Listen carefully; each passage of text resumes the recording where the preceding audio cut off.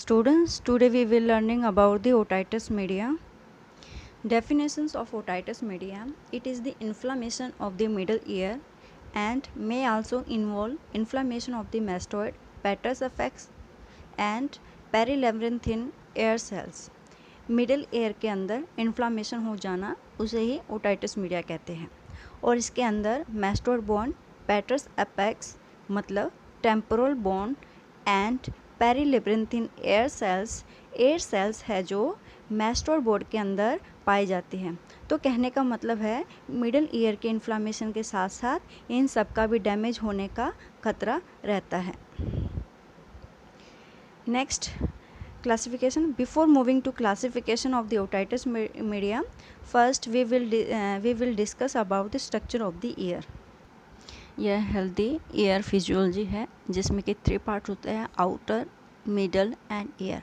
Outer जो year होता है जो कि हमें एक्सटर्नल इजीली विजिबल होता है जिसमें कि ईयर कैनाल होता है।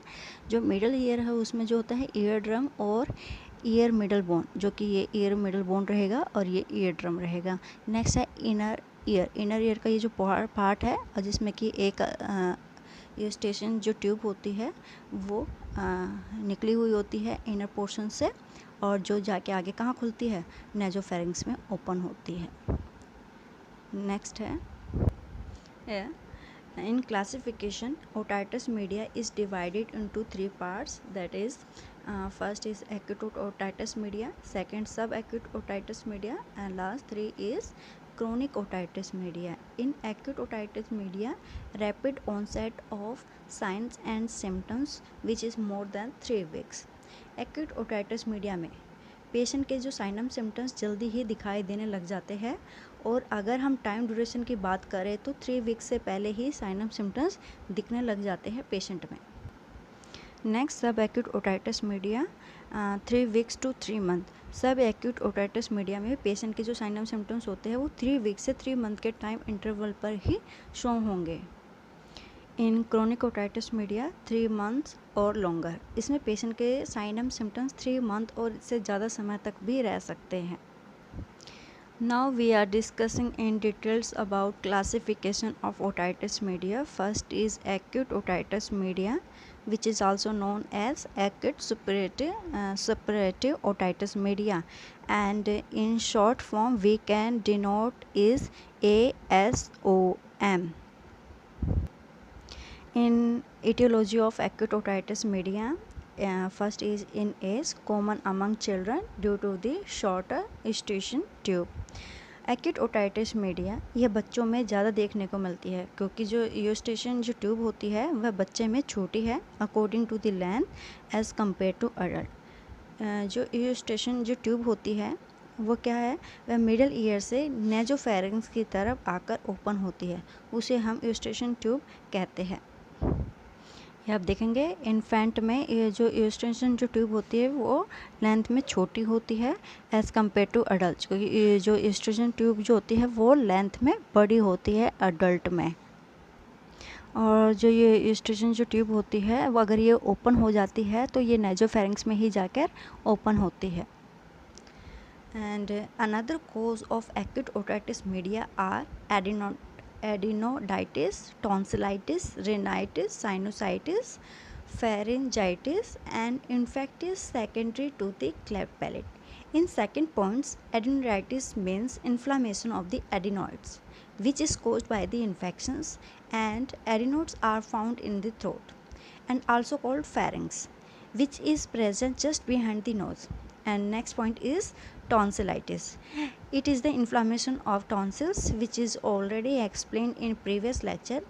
And next is rhinitis. In rhinitis, it is a kind of irritations and a swelling of the mucous membrane in part of the nose. And next is sinusitis. It means infection of the sinus. And next point is pharyngitis, which means inflammation of the pharynx and which place at back of the throat, and due to this swallowing difficulty will be occur. And last is infection secondary to the cleft palate.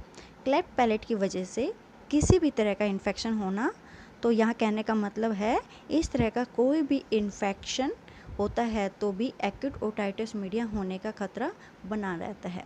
Next move to third point, trauma to the tympanic membrane. Tympanic membrane जो होती है वो year के अंदर होती है, और जो टिम्पैनिक मेम्ब्रेन का जो ट्रॉमा होने पर भी ओटाइटिस मीडिया हो सकता है। नेक्स्ट 4 पॉइंट, हेड इंजरी, सिर पर चोट लगने के कारण भी एक्यूट ओटाइटिस मीडिया होने के चांसेस रहते हैं। एंड लास्ट पॉइंट, बैरोट्रोमा का मतलब होता है ईयर में ज़्यादा प्रेशर के साथ हवा का जाना एक्यूट ओटाइटिस मीडिया होने के चांस बन जाता है। Now we are discussing about the pathology, which is divided into 5 stages and discuss one by one. First is Catral stage. इस स्टेज में is characterized by occlusion of the eustachian tube and congestion of middle ear. इस stage में fluid like substance accumulate होने लग जाता है, और कहाँ से, जो नेजोफेरिंग से eustachian ट्यूब ओपन हुई थी वहाँ एक्युमुलेट होता है। Here we can see in the figure, यहाँ पे देखेंगे ये जो eustachian ट्यूब है, ये फिगर है, यहाँ पे फ्लूइड लाइक सब्सटेंस एक्युमुलेट होने लग जाता है इस eustachian ट्यूब में। Next point is stage of exudation. Exudates collect in the middle ear and eardrum is pushed laterally. Initially the exudate is mucoid, laterally it becomes purulent. जो भी collect middle ear में हुआ था या वह मतलब जो पहली स्टेज में जो भी सब्सटेंस एक्युमुलेट हुआ था, इस स्टेज में ईयर ड्रम उसको साइड की तरफ पुश करता है और उस पर प्रेशर बनाने लगता है, और जो यह कलेक्टेड और एक्युमुलेटेड जो सब्सटेंस है वह पहले म्यूकोड होता है और धीरे धीरे बाद में वह जाकर प्रूलेंट हो जाता है। कहने का मतलब है पहले वह वाइट और येलो कलर का होता है, उसके बाद वह धीरे धीरे येलो से ग्रीन कलर की फॉर्म में बन जाता है। Next third point is the stage of separation. Pus in the middle ear collects under the tensions, stretches the drum and perforates it by pressure. Necrosis, and the exudate starts escaping into the external auditory canal. हम बात करते हैं first stage में क्या हुआ था, accumulate हुआ था, फर्स्ट स्टेज में क्या हुआ, एक्युमुलेट, सेकंड में प्रेशर अकर हुआ due to the eardrum and change the colour. तो इस स्टेज में प्रेशर और भी ज़्यादा बढ़ने के कारण नेक्रोसिस हो जाएगा, और जो एक्युमुलेट सब्सटेंस एक्सटर्नली ऑडरी से, एक्सटर्नल जो ऑडिटरी है वहाँ से बाहर निकलना स्टार्ट हो जाएगा। तो इस स्टेज को हम बोलते हैं एयर डिस्चार्ज, कान का बहना। Next is stage of healing, आप इसको कट कर देना, इसमें आएगा stage of healing. The infection start resolving from any of the stages mentioned and usually clear up completely without leaving any sequels. It means इसमें infections resolve या heal होना शुरू हो जाएगा अपने आप ही, और इस स्टेज को हम बोलते हैं healing stage. Last pathology is stage of complication. Infections में spread to the mastoid antrum. Initially it causes catral mastoiditis, congestions of the mastoid mucosa, stage of coalescent mastoiditis and lateral emphysema of the mastoid. अगर infection ज़्यादा होता है तो mastoid के जो bone होती है उसमें भी डैमेज हो सकता है, तो इसी स्टेज को हम कॉम्प्लिकेशन स्टेज को माना जाता है अगर मेस्टोइड की बोन भी अगर इस चीज़ में इन्वॉल्व हो जाती है नेक्रोसिस के बाद, और वो ईयर के जैसे फोर्थ स्टेज में क्या था, जो सब्सटेंस था वो एक्सटर्नल ऑर्डरी के थ्रू बाहर निकलने लग जाता है।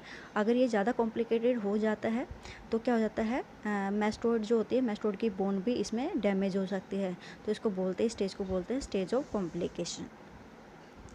In clinical manifestation first is cattle stage. हमने जो पहले कैटल स्टेज देखी थी उसमें क्या था, कोई भी जो सब्सटेंस हो जाता है जैसे फ्लूइड लाइक सब्सटेंस है वो अक्यूमुलेट हो जाता है, जहाँ पर eustachian ट्यूब नेजोफेरिंग्स में खुलती है तो वहीं पे सारा जो सब्सटेंस होता है फ्लूइडिटी का, लिक्विडिटी का, वो इकट्ठा हो जाएगा। तो इस स्टेज में हम क्या क्या साइन एंड सिम्टम्स देख सकते हैं। फर्स्ट है फुलनेस और हैवीनेस इन द ईयर, महसूस होता है हैवी जैसे कोई हवा का दबाव या फिर पानी का भरना जैसा अभाव रहेगा इसमें। नेक्स्ट है severe year pen at the night, night में हम सबसे ज़्यादा ईयर पेन को महसूस करते हैं। डिफनेस, सुनने में परेशानी रहेगी। टेनाइटिस, घंटी बजने जैसा अभाव रहेगा। ओटोफोनी, जो हम बोलते हैं उसी का ही इको फॉर्म में हमें सुनाई देना। नेक्स्ट है ear drum and tympanic membrane, इसमें क्या होते हैं इसमें जो टिम्पैनिक मेम्ब्रेन है या फिर जो ईयर ड्रम है वो क्या होते हैं, रिट्रैक्ट होने लग जाती है, टाइट होने लग जाएगी एकदम से। Second stage, stage of exudation, पहले की स्टेज में क्या था, वहाँ पे फ्लूइड इकट्ठा हुआ। सेकेंड स्टेज में क्या था, वहाँ पे ईयर जो ड्रम है उस पर प्रेशर बन जाएगा। तो इसमें हम क्या क्या साइन एंड सिम्टम्स देखते हैं। All symptoms becomes more severe, जितने भी जो हमने प्रीवियस उसमें देखे हैं कैटरल में, वो जितने भी सिम्टम्स होते हैं वो सीवियर फॉर्म में होने लग जाते हैं। नेक्स्ट है third stage is stage of suppuration. Suppuration में फर्स्ट पॉइंट है perforation of the eardrum, इसमें डिस्चार्ज निकलना शुरू हो जाएगा। Next otorrhoea with mucoid purulent discharge, जो भी इसमें डिस्चार्ज निकलेगा वो प्रूलेंट फॉर्म में निकलता है। और नेक्स्ट है पल्साइड डिस्चार्ज, जब डिस्चार्ज होगा खुद की जो पल्स होती है वो सुनाई देने लग जाती है पेशेंट को। नेक्स्ट क्लिनिकल मैनिफेस्टेशन में फोर्थ स्टेज है stage of healing. Healing start in this stage, healing start हो जाती है, जो सिम्टम्स दिखाई दे रहे थे वह अपने आप ही डिस्पेयर होने लग जाते हैं।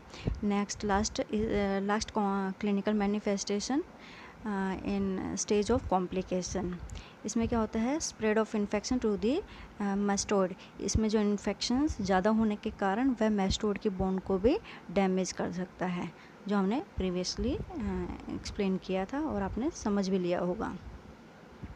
अब हम बात करते हैं डायग्नोस्टिक इवैल्यूएशन की, किसकी, ओटाइटिस मीडिया में कौन कौन से डायग्नोस्टिक के टेस्ट किए जा सकते हैं। फर्स्ट है टर्निंग फोक टेस्ट एंड ओडोमेट्री, इसमें क्या है एक इक्विपमेंट के साथ ये इस टेस्ट को किया जाता है जो कि ईयर में डालने के बाद उसका वाइब्रेशन जो पैटर्न है वो चेक करते हैं। सेकंड है रेडियोग्राफी, रेडियोग्राफी जो होता है वो एयर डिस्चार्ज का रेडियोग्राफी के थ्रू चेक कर सकते हैं। नेक्स्ट है bacteriological exam of the air discharge, bacteriological examination से पता कर सकते हैं कि कौन सा बैक्टीरिया ग्रो हो चुका है। नेक्स्ट पॉइंट है pneumatic otoscopy is a gold standard, यह एक स्टैंडर्ड गोल्ड टूल माना जाता है जो कि ओटाइटिस मीडिया को डायग्नोस करने के लिए किया जाता है। इसमें एक बल्ब होता है, उसको स्क्वीज किया जाता है जिसमें कि पॉजिटिव प्रेशर क्रिएट होता है टिम्पैनिक मेम्ब्रेन पर। अब हम बात करते हैं treatment of the acute otitis media. It is also divided into 2 parts, systematic and local treatment. Systematic में क्या है एंटीबायोटिक एंड सिस्टमिक डिकंजेस्टेंट दे सकते हैं। इसमें क्या है एंटीबायोटिक दे सकते हैं जैसे कि टेट्रासाइक्लिन, अरिथ्रोमाइसिन और एम्पिसिलिन या फिर पेंसिलिन, हम 6 to 8 तक इसको कंटिन्यू रख सकते हैं। नेक्स्ट है local, glycerine, carbolic ear drops और वार्म ऑलिव ऑयल और antibiotic drops. Glycerine, carbolic ear drops और जो वार्म ऑलिव ऑयल होता है पेन को कम करता है, ये तभी हम दे सकते हैं जब तक टिम्पैनिक मेम्ब्रेन परफोरेट नहीं हुआ होता है। और अगर टिम्पैनिक मेम्ब्रेन परफोरेट हो चुकी होती है तो डिस्चार्ज निकल रहा हो तो तब एंटीबायोटिक ड्रॉप में क्लोरोफेनिकोल या फिर स्प्रिट बोरिक, मतलब क्लोरोफेनिकोल या स्प्रिट बोरिक ड्रॉप यूज़ में ला सकते हैं इन लोकल ट्रीटमेंट।